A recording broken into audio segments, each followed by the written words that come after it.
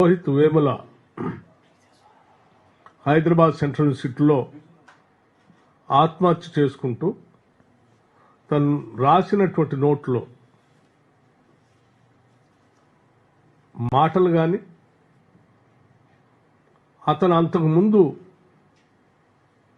Hyderabad university central university vice ఛాన్సలర్కి రాసిన లేఖలో కానీ ముఖ్యంగా ఇక్కడ అడ్మిషన్స్ తీసుకునేటువంటి దళిత విద్యార్థులందరికీ అడ్మిషన్తో పాటు ఇంత విషయాన్ని ఒక తాడును కూడా ఇస్తే ఊరేసుకొని అది చచ్చిపోవటానికి పనికొస్తుందని చెప్పినటువంటి సంఘటన ఎంత మానసికంగా కలిచివేస్తే తప్ప ఎన్నో వ్యయ ప్రయాసాలు కోర్చి అనేక కష్టాలను అధిగమించి ఒక పిహెచ్డి స్థాయి వరకు వచ్చినటువంటి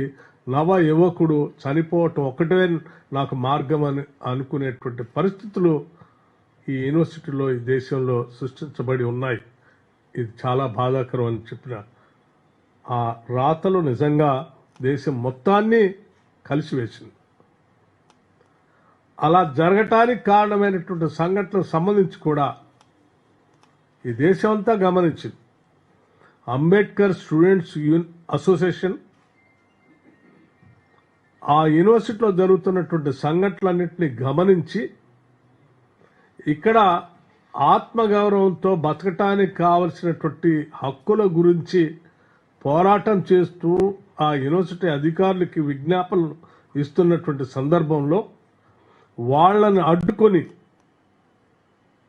ఏబీఈపీ ఆధ్వర్యంలో సుశీల్ కుమార్ అనేటువంటి ఆ యూనిట్ అధ్యక్షుడిగా ఉన్నటువంటి వ్యక్తి అడ్డుకొని కావాలని వీళ్ళని దేశద్రోహులుగా చిత్రీకరిస్తూ